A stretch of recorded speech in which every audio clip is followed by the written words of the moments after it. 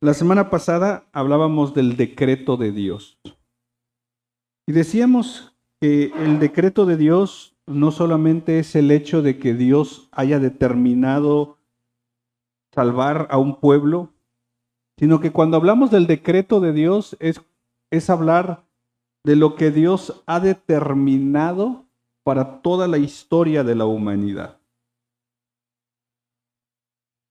Hoy quiero que veamos un par de cosas. Lo primero quiero que veamos el hecho de decir qué objeciones se han levantado en contra del decreto de Dios. Y después vamos a ver un poquito la doctrina de la concurrencia, ahorita se las voy a explicar. Y después quiero que veamos algo sobre, entendiendo un poquito más el tema del pecado, porque creo que nos va a ayudar ahí un poquito también a entender este tema. Entonces, la semana pasada, vuelvo a repetir, hablábamos del decreto de Dios. Básicamente es, Dios ha determinado la historia de la humanidad.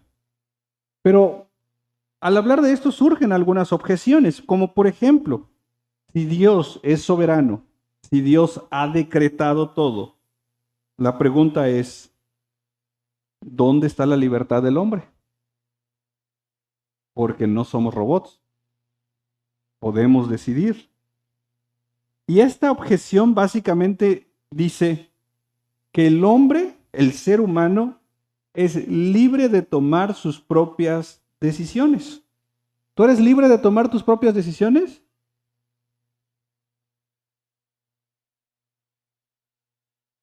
¿Seguros?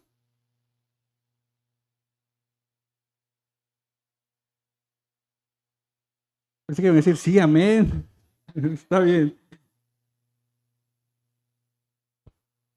Pero aquí el desafío siempre va a ser cómo conciliar la libertad del ser humano con la soberanía de Dios. Y vemos algunos textos donde la Biblia nos presenta estas dos cosas. Veamos, por ejemplo, Génesis 50, Génesis capítulo 50, verso 19 y 20.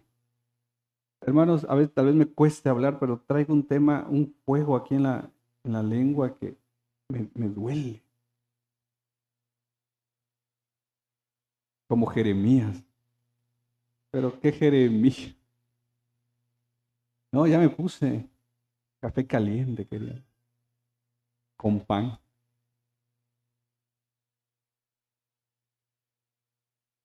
Nadie entendió la indirecta, pero está bien. Un flan. No, bueno.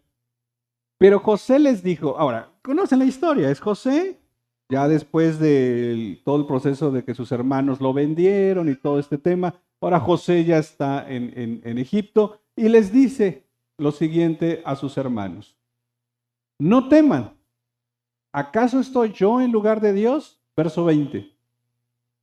Ustedes pensaron que, pero Dios, para que sucediera como vemos hoy y se preservara la vida de mucha gente. ¿Ven las dos cosas? Dice, ustedes tomaron decisiones específicas en hacerme daño. Ahora, estos hombres no estaban conscientes porque no se ve en el texto que dijeran, mira José, te estamos haciendo daño porque es la voluntad de Dios. ¿No?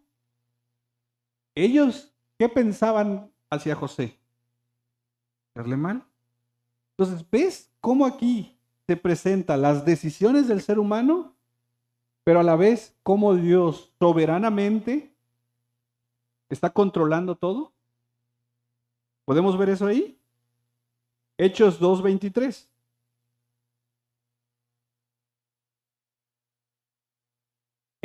Hablando de Cristo, fue entregado por el plan, ¿verdad? Dios tiene un plan, o tenía un plan específicamente para Cristo, un plan predeterminado, un plan que él ya había previsto, pero ahora mira lo que Pedro les dice a su audiencia judía. y ustedes lo clavaron en una cruz.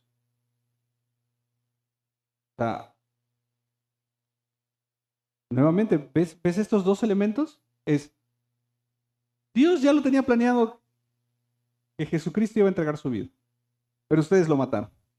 Bueno, entonces, ¿es Dios o ustedes? ¿O los judíos? ¿Ven estos dos elementos? Veamos un texto más. Hechos capítulo 4, verso 27 y 28 dice: porque en verdad en esta ciudad se unieron tanto Herodes como Poncio Pilato junto con los gentiles y los pueblos de Israel contra tu santo siervo Jesús, a quien tú ungiste. Verso 28. Para hacer, o sea, toda esta gente se unió para que cumplieran, ¿qué cosa? El propósito de Dios. Pero esta gente estaba buscando hacer un mal. Estaban buscando matar a Jesús. Algo que debemos de tener en claro, mis hermanos, es que en la Escritura, los autores bíblicos, ni en el Antiguo ni en el Nuevo Testamento, intentaron armonizar o explicar la soberanía de Dios y la libertad del hombre. Ellos no intentan explicar estas cosas. Pablo no intenta explicar estas situaciones. Y esto es importante cuando nos acercamos al texto, hermanos, porque ni los autores bíblicos presentan esto como una contradicción. Estos textos, por ejemplo, de Génesis 50, de Hechos 2 y de Hechos 4, 27 y 28, se presentan como una realidad que está pasando en la vida. Los autores no están diciendo, mira, esto sucedió y la verdad es que no le entendemos. No, ellos no están diciendo eso, ellos están diciendo, Dios determinó esto y esta gente tuvo responsabilidad con sus acciones. ¿Qué significa esto? Que si los autores bíblicos no intentaron explicar la realidad de soberanía de Dios y responsabilidad del hombre, nosotros no podemos ir más allá de lo que la Escritura determina. Porque ir un poco más allá demandaría que nosotros pongamos muchas veces tal vez palabras en la boca de los autores bíblicos que ellos no dijeron. Nosotros debemos de entender que hay una realidad que va más allá de nuestro entendimiento y esa realidad es Dios es soberano y nosotros somos responsables. Y mira, para muestra un botón. Efesios capítulo 2, verso 3. Hace un momento pregunté, todos acá somos libres para tomar decisiones, ¿verdad? Ok. El elemento de las decisiones tienen algo que se conoce como una influencia. Porque tú decidiste venir hoy al servicio bajo una serie de otras decisiones. Y esa serie de decisiones fueron bajo otras decisiones y así consecutivamente. Y ahorita tal vez estás pensando en tomar otras decisiones. Ahora, hay una libertad para decidir, definitivamente. Pero aquí necesitamos entender cómo una persona puede estar influenciada para tomar las decisiones que tiene que tomar. Una persona que no tiene a Cristo en su corazón, mira cómo funciona su vida. Capítulo 2, verso 3 de Efesios. Mira lo que dice. Entre ellos también, ¿qué dice Pablo? Todos nosotros, en otro tiempo, vivíamos ¿en qué? ¿Satisfaciendo qué? Que éramos por naturaleza. Verso 4. Verso 2. En los cuales anduvieron en otro tiempo según la corriente de este mundo, conforme al príncipe de la potestad del aire, el espíritu que ahora opera en los hijos de desobediencia. Es decir, una persona que no tiene a Cristo es libre para tomar sus decisiones.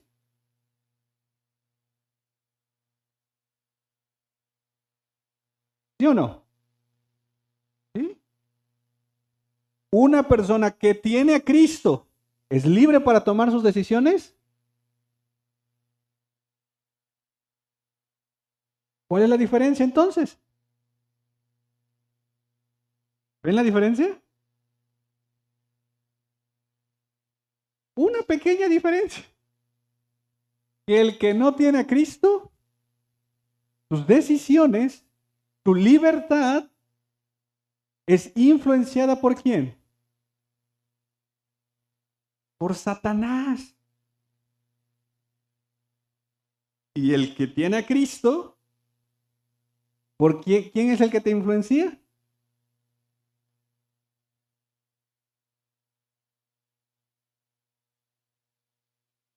Porque al rato nos dicen, no, ¿para qué vas a ir al culto? No vayas, ¿para qué horas? Entonces, claro que el ser humano tiene una libertad para tomar decisiones, pero entrando al elemento espiritual, solamente hay dos corrientes, por así decirlo, o dos influencias. No hay más, hermanos. O estamos influenciados por Satanás, o estamos influenciados por Dios. No hay absolutamente puntos medios. Por eso Pablo en sus cartas va constantemente a decirnos que nos llenemos del Espíritu en un sentido de llénate del conocimiento de Dios para que tus decisiones sean cada vez más influenciadas precisamente por Dios. Y eso es bien importante recordar en nuestras decisiones diarias. Entonces, en Efesios 2:3, la libertad que las personas tienen es una libertad caída. Ahora Efesios 2:10, ese sería el lado contrario. Porque somos, ¿qué cosa? Creados en Cristo Jesús, ¿para qué? Las cuales Dios preparó de antemano para que anduviéramos en ellas. Entonces, sin Cristo tenemos una libertad caída. Con Cristo tenemos una libertad redimida. Porque ahora Dios ha preparado un montón de cosas para que nosotros andemos en ellas. Y Él permite esas libertades porque, nuevamente, hermanos, un ejemplo, yo hace un momento cuando tomé el lugar les dije, el domingo tenemos un tiempo de oración por la iglesia perseguida. Tú tienes la libertad de venir o no. Tu libertad. Pero ojo aquí, porque uno tiene que empezar a examinar qué estás haciendo con esa libertad que tienes. Si es una libertad para estar pecando constantemente y viviendo en un hábito pecaminoso, la pregunta es, ¿estás siendo influenciado realmente por Dios?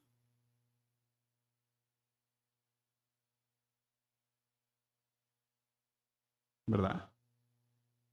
Porque Dios no te va a influenciar para eso.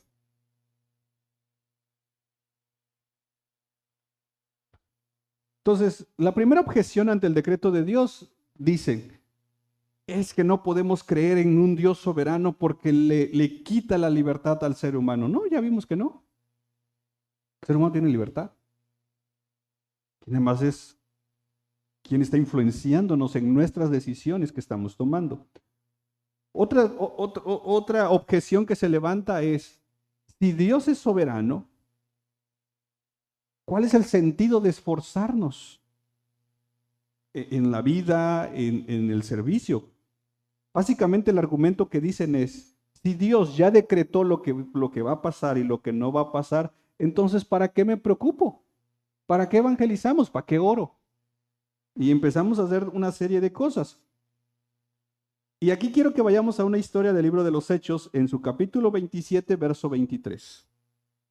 Hechos, capítulo 27, verso 23. Porque nuevamente quiero que veamos precisamente estos elementos que se van mezclando en la escritura. Para alguien que diga, pues si ya dijo Dios que va a hacer esto, ¿para qué hago para qué me esfuerzo? No. Aquí en este pasaje de Hechos, pues Pablo va en un barco, creo que al parecer, si no me equivoco, va a Roma, empieza la tormenta, el barco se está por destruirse. Y entonces Pablo sale y le dice al capitán y a la gente, les dije, se los dije, que no hiciéramos este viaje en estas fechas, y empieza. Pero dice, pero bueno, dice, esta noche estuvo en mi presencia un ángel del Dios de quien soy y a quien sirvo. Y a veces me pongo a pensar que si alguien en este tiempo nos dijera eso, ¿qué le dijéramos? Ahora, ¿qué le dijo el ángel a Pablo? No temas, Pablo, porque has de compadecer ante César. Pero ahora, ¿Dios qué? O sea, básicamente el ángel le dijo, Pablo, no te preocupes, por más que se levante esta tormenta, no te va a pasar nada. No te vas a morir. Porque ya Dios dijo, decretó, que tú vas a estar en Roma compadeciendo. Y mira, como premio, a toda la plebe que va aquí, te van a salvar. ¿No? Dios te ha concedido todos los que navegan contigo. Verso 25. Por tanto, dice Pablo a toda la gente del barco, tengan buen ánimo, amigos, porque yo confío en Dios, que acontecerá exactamente como se me dijo. A ver, hasta ahí. Imagínate que estás ahí escuchando a este hombre y la tormenta está horrible, el barco está por destruirse y este hombre dice, oigan, acabo de hablar con un ángel del Dios que yo le sirvo y dice que no, que estemos tranquilos. Yo tengo que llegar a Roma, así que no sé cómo le va a hacer el Señor, pero me tienen que llevar a Roma. Y de paso me dijo que todos ustedes se van a salvar. ¿Cuál sería tu reacción? Verso 26. Pero tenemos que encallar. Verso 27. Llegada la 14ª noche, mientras éramos llevados a la deriva en el mar Adriático, a eso de la medianoche los marineros presentían que se estaba acercando a tierra. Verso 28. Echaron la sonda y hallaron que había 20 brazas, 36 metros de profundidad.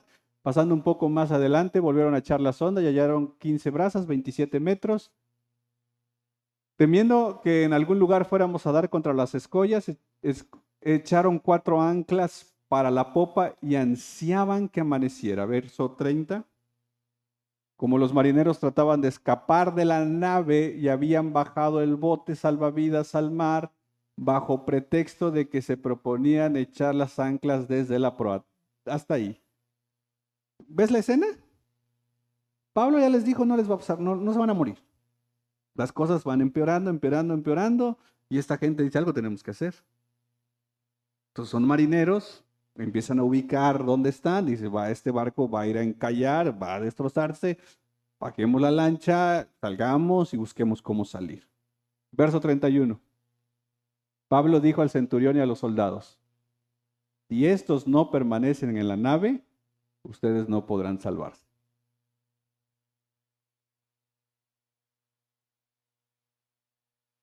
Entonces, o sea, Dios le dijo a Pablo, Pablo, vas a llegar a Roma tranquilo y todos los que estén en el barco se van a salvar. Las cosas van empeorándose. Esta gente se empieza a desesperar y dice, algo tenemos que hacer. Salgamos del barco, ahí están los botes. Y Pablo dice, hey, si no permanecen en la nave, van a morir.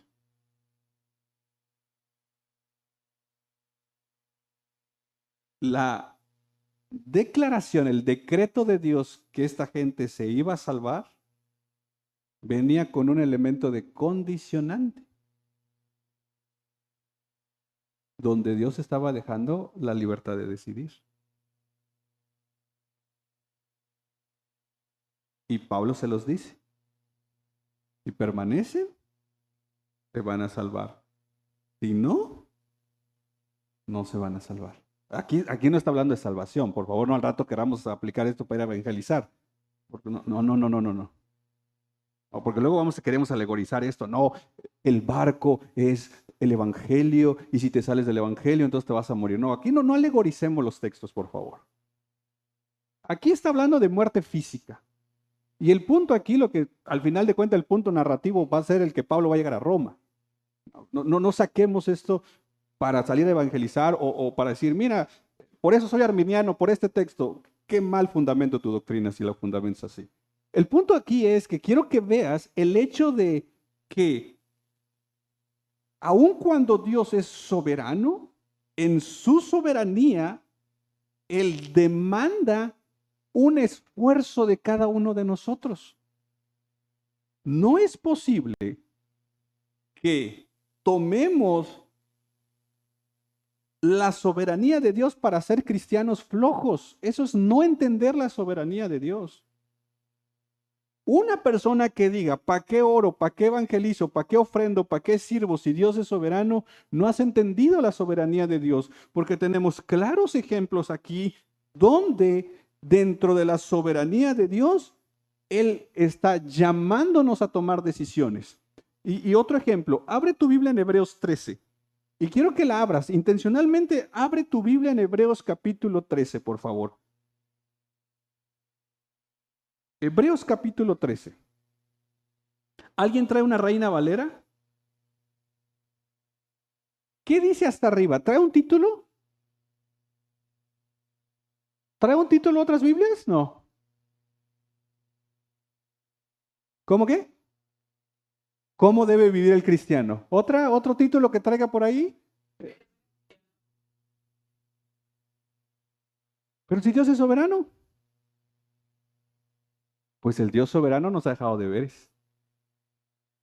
Por ejemplo, el primero, ¿qué dice? ¿Permanezca? Es que aquí en esta iglesia no hay amor. Es tu deber. Es que aquí nadie me saluda. Es tu deber. Es que aquí esto es tu deber. Y no dice, o tal vez estoy equivocado, ¿dice deberes de los pastores? ¿Y eres cristiano? Entonces, ¿deberes de quién son?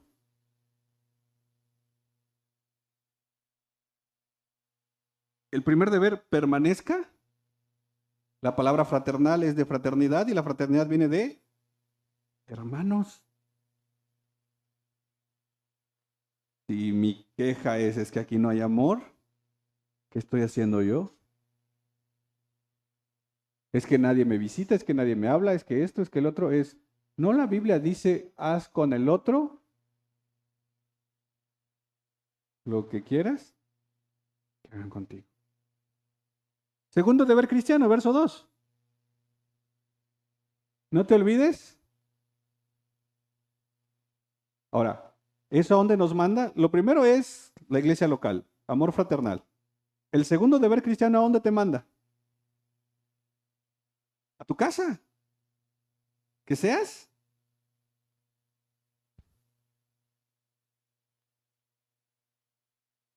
¿Cómo vamos con nuestros deberes cristianos? ¿Eres hospitalario? ¿Tu casa es un lugar como para decir próximo jueves podamos hacerlo ahí?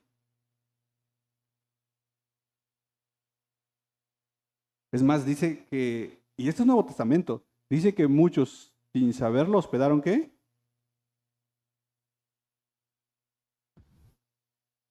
Ahora, yo lo pongo así. Imagínate que Dios te dijera esta noche, prepárate porque hoy a las 9 de la noche va a llegar un ángel a tu casa. No, pero así. ¿Qué harías? Así, la neta. ¿Prepararías qué? ¿Lo mejor? A ver, ¿qué es lo primero que harías llegando a tu casa si Dios ahorita te dijera, hoy a las 9 de la noche va a llegar un ángel, te va a avisar un ángel a tu casa? ¿Qué es lo primero llegando a tu casa? Limpiar, ¿verdad? ¿Qué más? ¿Preparar comida? ¿Y qué? ¿Cualquier comida? Eso, mira, unas quesadillas, ¿no?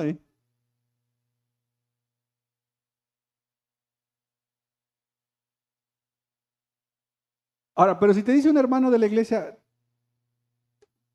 ¿puedo ir a tu casa hoy?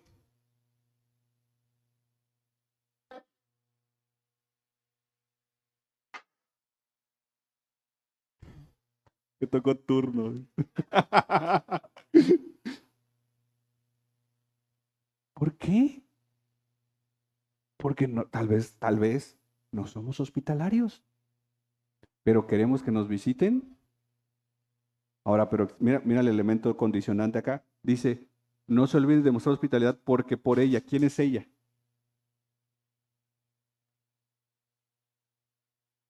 Y ni siquiera lo vas a saber.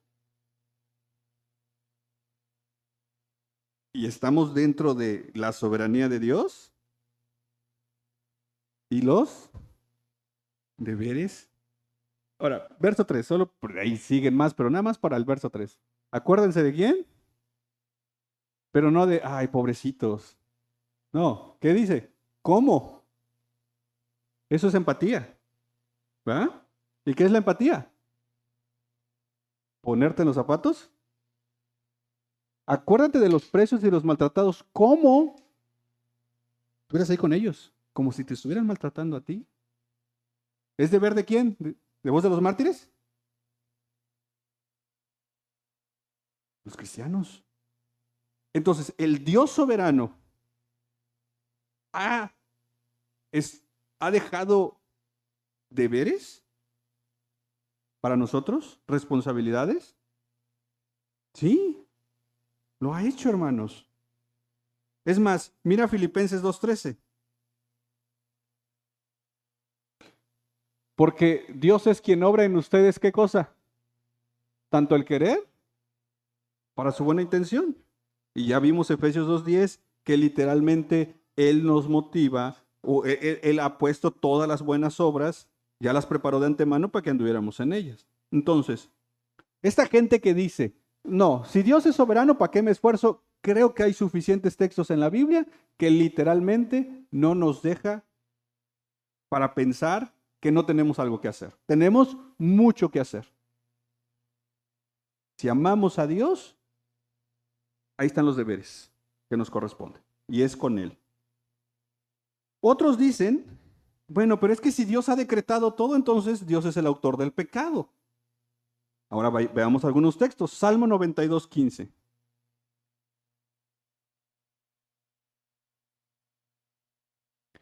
Para anunciar cuán recto es el Señor, Él es mi roca y que en Él no hay. Ok, entonces en Dios no hay injusticia. El sábado van a hablar del Dios justo. No hay injusticias en Dios, no hay pecado en Dios. Eclesiastés 7:29. Mira, solo esto he hallado, que Dios hizo rectos a los hombres, pero ellos ¿qué? ¿Por qué Dios hizo rectos a los hombres? Porque Dios es recto. Santiago 1:13. Que nadie diga cuando es tentado, soy tentado por Dios. Porque nos encanta de repente eso, ¿no? Que Dios me metió en tentación. No, Dios no puede, ¿qué? Ser tentado por el mal y Él mismo no va a tentar a nadie. Porque en Él no hay el elemento de querer meter en tentación a sus hijos. Primera de Juan 1:5. Y este es el mensaje que hemos oído de Él y que les anunciamos. Dios es, ¿qué? Y en Él no hay. Entonces, ¿cómo el Dios perfecto, santo, justo, soberano puede ser el autor del mal? Es ilógico. Es ilógico. No, la Biblia no nos permite contemplar eso. Ahora, ¿cómo entender entonces el tema del pecado? Y más en unos minutos quiero profundizar un poquito acá, pero nada más quiero hacer este comentario. De hecho, Berkov lo dice mejor. Dice, el decreto respecto al pecado, dice, no es un decreto eficiente, sino permisivo. ¿Qué significa esto?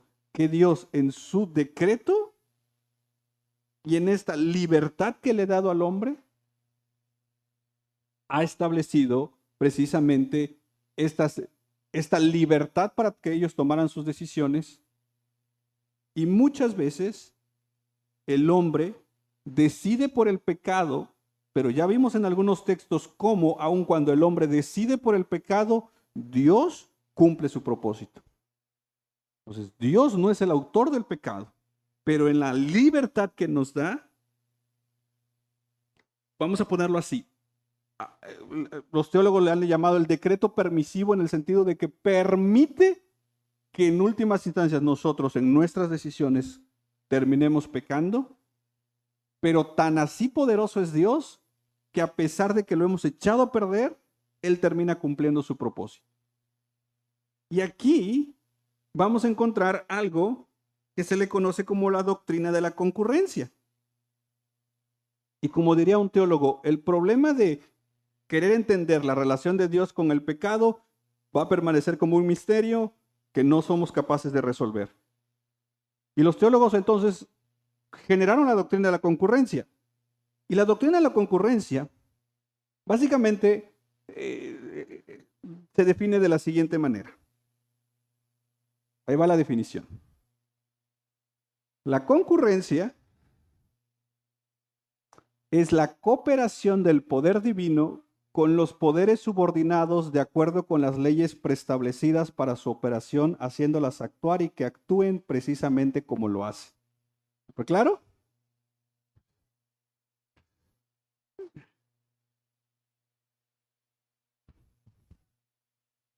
Ok.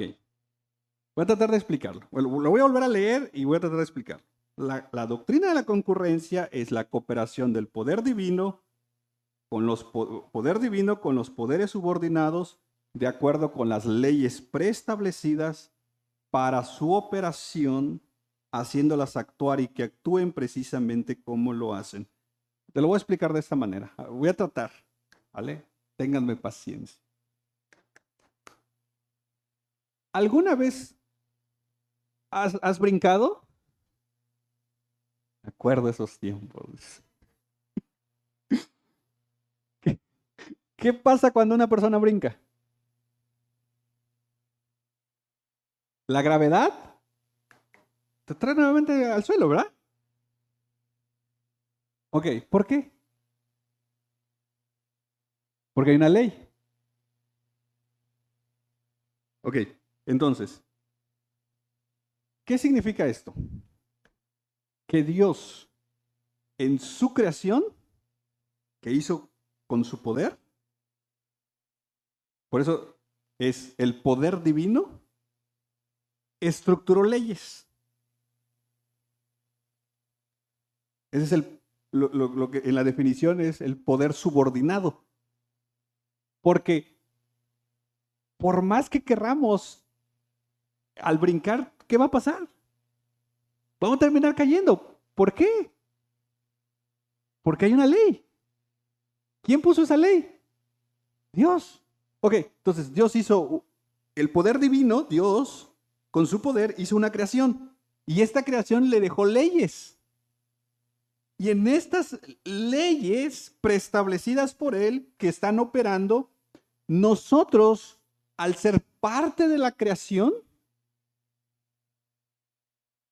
terminamos también, digamos, actuando conforme a estas leyes establecidas. Por eso, nuevamente, cuando brincamos nos caemos nuevamente al piso en el sentido de que no nos podemos quedar en el aire por el hecho de que estamos bajo una ley dada por Dios dentro de la creación de Dios. Más o menos. Ok, ahí van algunos elementos para entender un poquito más esto. La criatura o la creación no tiene la capacidad para obrar por sí misma. Nuevamente, tenemos leyes que influencian nuestras decisiones. Por ejemplo, ¿cuánto tiempo puedes pasar sin comer?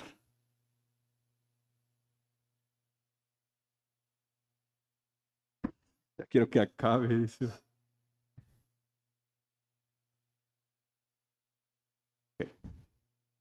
Cada quien tendrá su tiempo. El punto es que llega un momento donde tu cuerpo va a demandarte comida. Nuevamente, ¿por qué? Tú le dices a tu cuerpo, no vas a comer. El cuerpo dice, ¿lo dices tú? Pero yo te voy a demandar comida. Y tu mente dice, no, no te voy a dar de comer. No, a veces es la lucha en el ayuno. ¿Nunca te ha pasado que a veces te levantas, ni hambre te da, pero vas a ayunar y desde la madrugada ya tienes hambre? Entonces, porque tu cuerpo está sometido a ciertas leyes naturales, que tu cuerpo demanda una alimentación. Esas leyes naturales van a hacer que tú tomes decisiones y que aquí cada uno toma sus propias decisiones. Habrá quienes que digan, porque a todos aquí nuestros cuerpos demandan comida, pero entonces ahí entra la libertad de decidir. Habrán quienes que digan, no, yo una ensalada. Yo ensalada también, pero encima de mis tacos. Y habrá quien diga, los míos sin ensalada. Dice, porque no vaya a ser que el rábano me haga mal, dice. Brilla la grasa, pues, pero dice, sin lechuga porque me puede hacer mal, dice.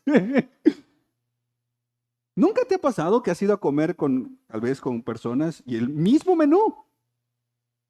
Y cada quien pide. Los 3, 4 personas que están en la mesa, por ejemplo, tienen hambre. ¿Por qué? Porque sus cuerpos están bajo una ley. Pero bajo esa ley, tú operas con cierta libertad. Y la libertad es comer.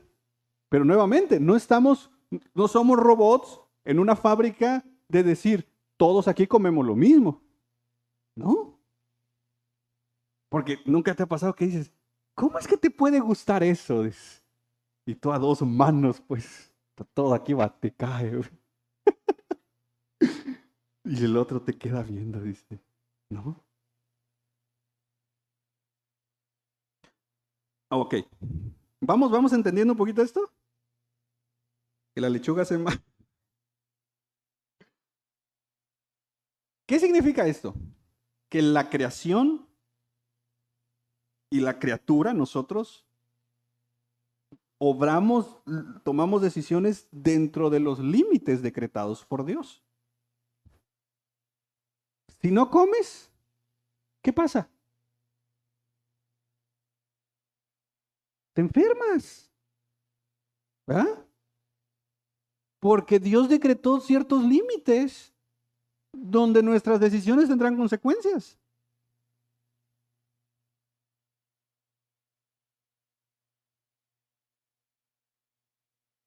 Por eso,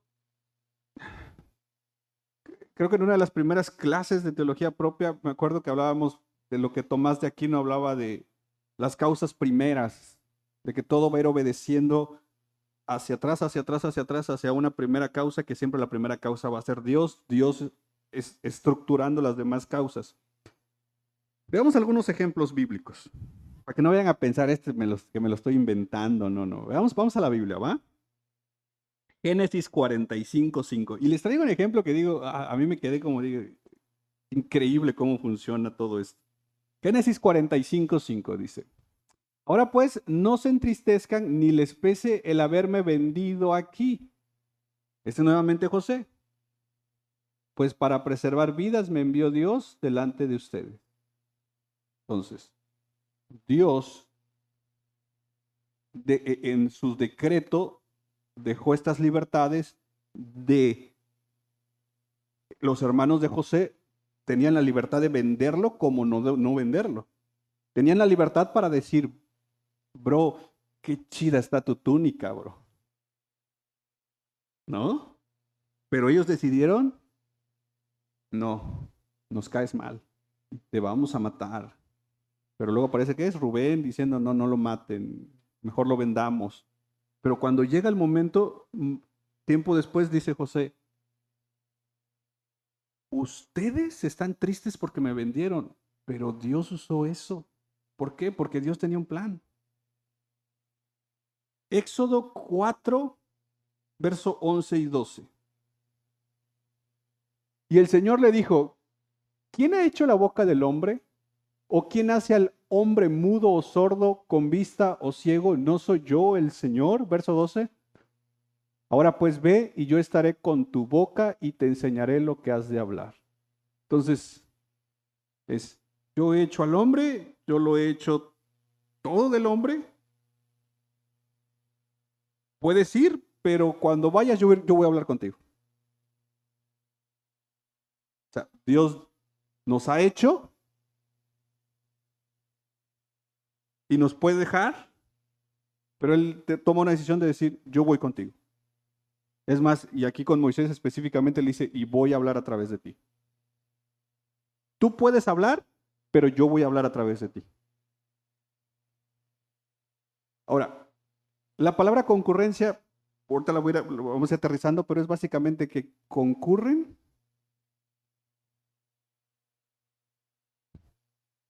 Y aquí estamos viendo la concurrencia de Dios con el hombre, pero siempre dando la preeminencia a Dios. Josué capítulo 11, verso 6.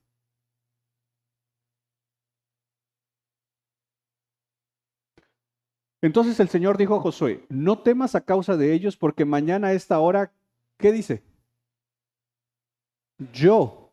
Cuidado con, es importante el yo. Yo. ¿Quién es el yo? Dios. Yo los entregaré a todos ellos, ¿qué? Muertos delante de Israel. ¿Ahora qué van a hacer ustedes? Desjarretará sus caballos y los quemará sus carros. Yo voy a hacer esto, pero tú vas a hacer esto. O sea, no es como no quiere. Alguien me encanta porque alguien decía, Dios no tiene hijos flojos. Es, voy a hacer esto, pero vas a hacer esto. Por eso la tierra prometida constantemente es, la tierra prometida ya se las di, pero vayan a conquistarla. Ya es de ustedes, pero vayan a echar pleito. Es más, van a ganar, pero ensúcienles las manos. Y es lo mismo que hoy en día es Dios. Yo creo que aquí en Tuxtla tiene mucha gente que Él ya ha decretado salvar, pero nos dice como iglesia, vayan y evangelicen. Vayan y hagan algo. Vayan y oren, vayan y hagan obras de misericordia. Y uno dijera, y lo decíamos creo que el miércoles pasado, ay, pobrecito Dios, su plan no se va a cumplir si no voy. Pobrecito nosotros, que seremos desobedientes, porque el plan de Dios se va a cumplir con nosotros. Entonces, ¿por qué la criatura y la creación en últimas instancias no pueden obrar con una totalidad de libertad? Porque el único que tiene la totalidad de libertad para decidir es Dios. Y Dios tiene la totalidad libertad para decidir y el poder para sobre las decisiones, al grado de que puede aún de una humanidad caída, de una humanidad que constantemente nos equivocamos y fallamos, Él puede, ya determinado, cumplir su propósito. Para muestra, Apocalipsis. Se va a cumplir lo que Él ha dicho. Ahora, miren un sentido negativo esto también. Segunda de Samuel 16:11. Y aquí vamos a meternos en unos elementos más complicados, pero ténganme paciencia. Segunda de Samuel 16:11. Entonces David dijo a Abisaí y a todos sus siervos, mi hijo que salió de mis entrañas busca mi vida, cuanto más entonces este benjamita. En esencia es, David está huyendo, va con su gente, y ahí en el camino sale un hombre y que le empieza creo que a aventar piedras. Pero también lo empieza a maldecir. Entonces, uno del grupo de David dice, déjame irlo a matar. Esta gente. Dice, ahorita dámelo. Ganas me falta. Esta gente era así. No, dame unos minutos más, ahorita los alcanzo. Y dice David, déjenlo, que siga maldiciendo. ¿Por qué?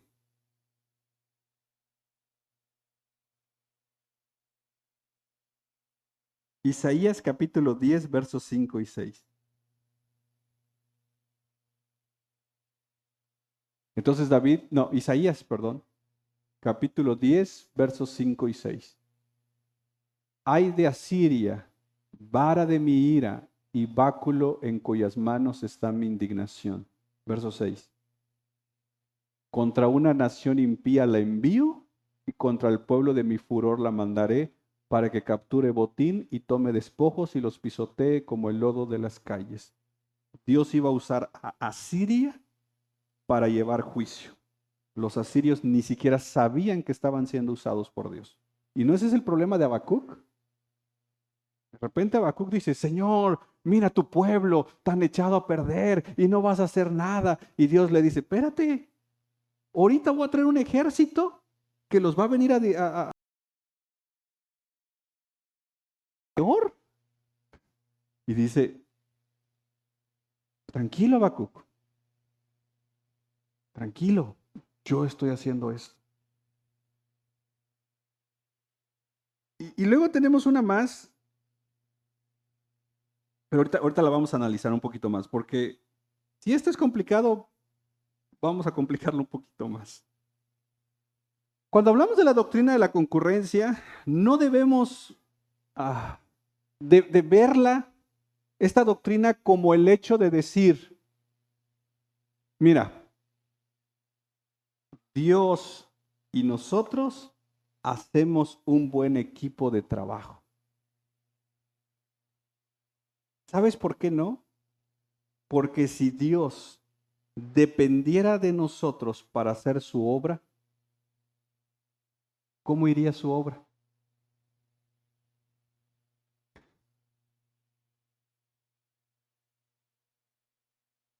Pero Dios en su soberanía nos ha salvado, nos ha dejado acá para servirle.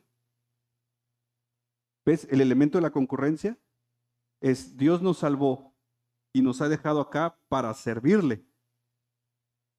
Pero Él no depende de nosotros, porque Él va a hacer su obra. Aquí lo ideal es que nosotros nos sumemos, nos alineemos a su voluntad. Y de entrada ya vimos algunos deberes cristianos y podemos empezar por ahí. Tenemos un llamado de parte de Dios. Es más, Jesús mismo lo dijo, alejados de mí, no pueden hacer nada. El teólogo Craig Carter define la libertad de la siguiente manera. Libertad, dice él, es la capacidad para actuar conforme a tu propia naturaleza sin ninguna fuerza externa y coactiva que usurpe el papel de tu propia naturaleza y haga que actúes aún contra tu propia voluntad. ¿Qué significa? Básicamente el teólogo Craig Carter dice, libertad tal cual es tomar decisiones sin que nadie te influencie. La pregunta nuevamente es, ¿realmente somos libres? ¿O cuándo realmente somos libres?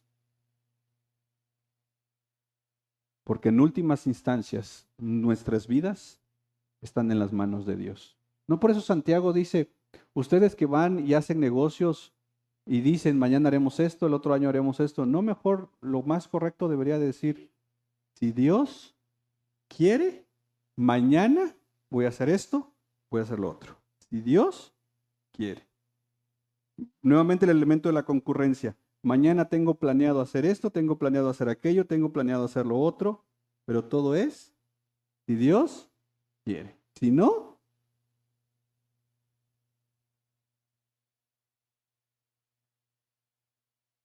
y entonces vamos a toparnos, regálame unos minutos, vamos a toparnos en la vida diaria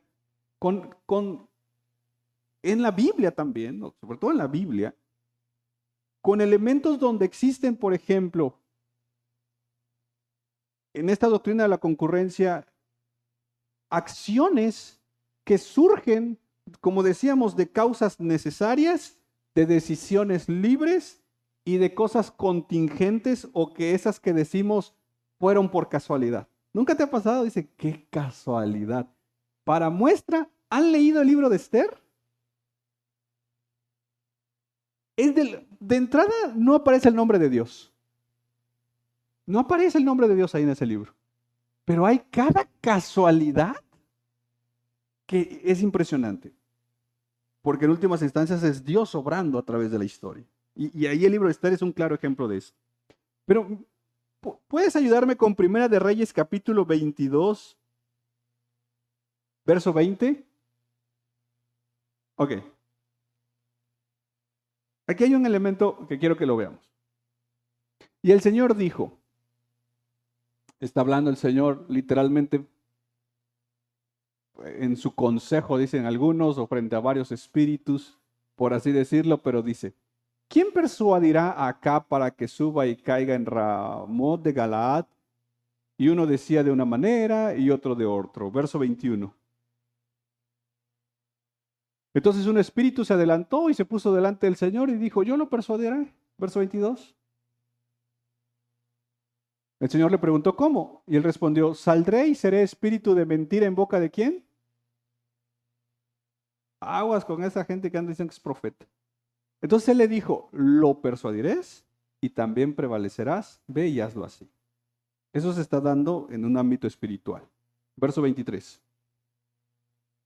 Y ahora el Señor ya ha puesto un espíritu de ¿qué? En boca de todos estos sus profetas, pues el Señor ha decretado el mal contra usted. Verso 24. Entonces se acercó Sedequías, hijo de Kenaana, y golpeó a Micaías en la mejilla y dijo, ¿cómo es que el espíritu del Señor pasó de mí para hablarte a ti? Están unos reyes que están diciendo, oye, vamos a la batalla. Dice acá, tengo aquí mi grupo de profetas, y todos esos profetas le dijeron acá, ve, pelea, Dios te va a dar la victoria. Y el otro rey le dice, oye, pero no hay otro por ahí. ¿Por qué casualidad que todos te dicen que sí a todo lo que tú dices? Y dice el rey, hay uno, pero siempre me profetiza mal, dice. Siempre va contra mí. Entonces dice el otro rey, tráelo, lo vamos a escuchar. Entonces viene el otro profeta y le dice, si vas te van a matar. Y dice el rey, ¿ya viste? Por eso no me gusta que me ande profetizando. Mejor está mi plebe. Pues está mi plebe, siempre me dice lo que quiero escuchar. Cuidado con andar buscando un predicador que nos diga que todo al 100, ¿no? ¿No? Entonces, este profeta que siempre le profetizaba cosas malas según era Micaías, entonces lo golpean y le dicen, ¿cómo es que el Espíritu del Señor pasó de mí para hablarte a ti? ¿No? Estos profetas que siempre hablaban supuestamente cosas buenas. Verso 25. Respondió Micaías, tú mismo lo verás aquel día en que entres en un aposento interior para esconderte. 26, porfa. Entonces el rey de Israel dijo, toma a Micaías y llévaselo a Amón, gobernador de la ciudad, a Joás, hijo del rey. 27. Y dijo, así dice el rey, echen a este a la cárcel, aliméntenlo con poco pan y poca agua hasta que yo vuelva en paz. Entonces este rey, como no le gustó lo que le dijeron, dijo, métanlo a la cárcel. Hasta que yo vuelva, ojo aquí, hasta que yo vuelva, ténganlo ahí con poco pan y poca agua. El problema es que, verso 28. Quiero llegar a un punto. Micaías le respondió, si en verdad vuelves en paz, le dice Micaías al rey, si en verdad regresas, el Señor no ha hablado por mí. Y añadió, oigan pueblos todos. 29. El rey de Israel y Josafat, rey de Judá, subieron contra Ramot de Galaad. Van a la guerra. Verso 30.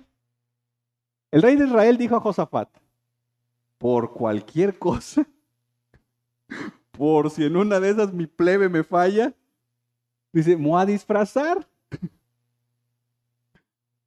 Por si alguien se quiere disfrazar en estas fechas, cuidado. Por si alguien todavía lo está pensando. Dice el rey, me voy a disfrazar para entrar en la batalla. Ahora,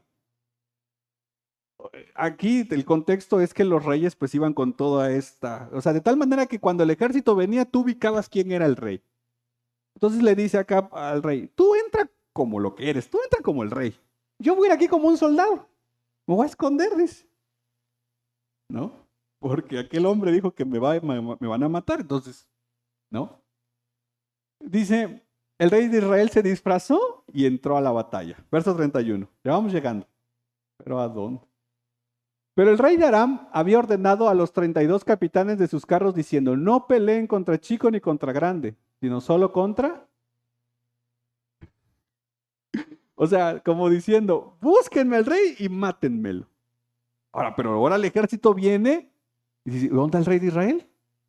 Está pues escondido, pues. Ahí viene, pero está escondido. Viene como un soldado más. Verso 32. Cuando los capitanes de los carros vieron a Josafat, dijeron, ciertamente este es el rey de Israel, y se desviaron para pelear contra él. Pero Josafat gritó, porque pensaron que él era. Pero Josafat dijo, ey, espérense, 33. Al ver los capitanes de los carros que no era el rey de Israel, dejaron de perseguir. Como diciendo, ey, no soy yo, era mi compa, pero ya ni nos hablamos, dice. Y aquí es donde quiero llegar, verso 34. Porque quería que tuvieras la historia, no, porque si agarrábamos el versículo solito tal vez no íbamos a tenerlo completo. Entonces, pues ya la banda va de regreso. Pues dice, no vino el rey de Israel. Entonces un hombre agarró su arco y ¿qué dice? Lo disparó al azar. ¿Y dónde fue a caer la flecha? Al rey de Israel. Y para colmo, ¿dónde entró esa bendita flecha? Entre la juntura de la armadura. O sea, ni siquiera, porque él iba con una armadura. Y tampoco dice el hecho de que lo tenían como francotirador ya listo. No. Ya estaba, se iba. Y dijo, ¿para qué cargar más flecha?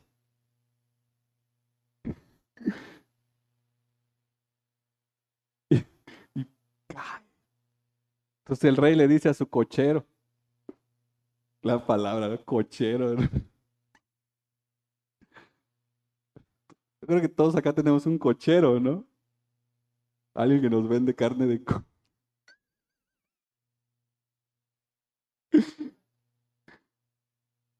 Yo tengo uno que está. Dice, da la vuelta y sácame de la batalla, pues estoy. Y muere.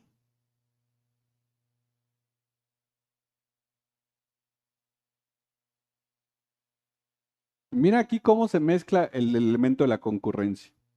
Porque tenemos causas necesarias, causas libres y causas contingentes.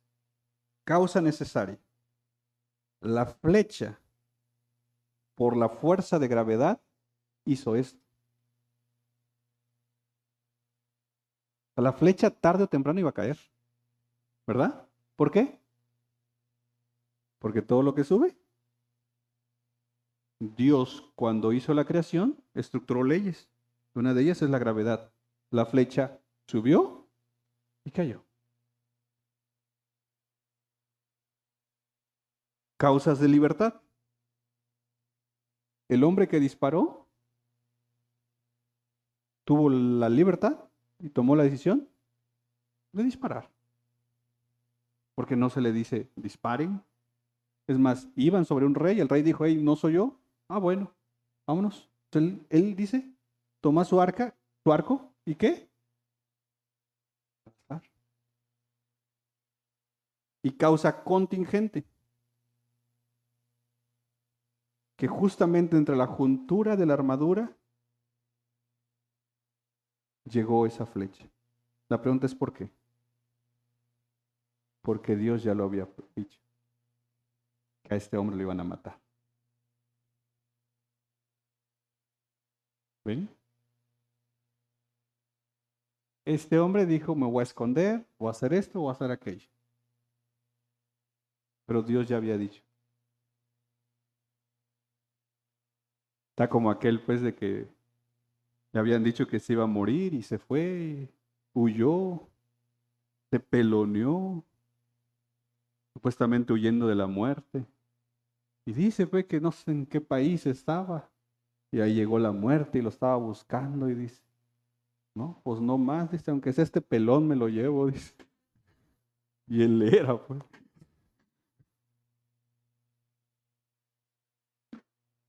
Quiero que vean, porque en esencia, esto es la vida. Si tú decides no orar, no congregarte, no ayunar, va a haber una consecuencia, ¿verdad? Tú tienes la libertad para hacerlo. Y Dios ha estructurado una consecuencia.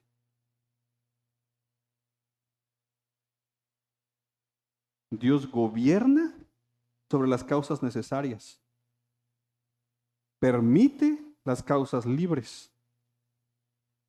Pero su propósito se va a cumplir. Dios no nos quita la libertad de decisión, pero tampoco nos quita el hecho de que nosotros pudiéramos afectar su propósito.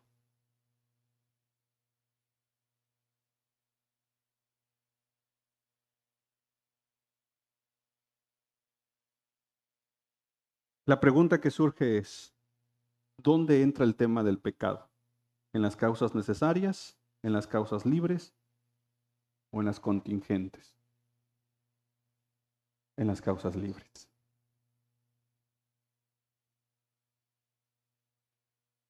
Porque es ahí donde tomamos nuestras decisiones.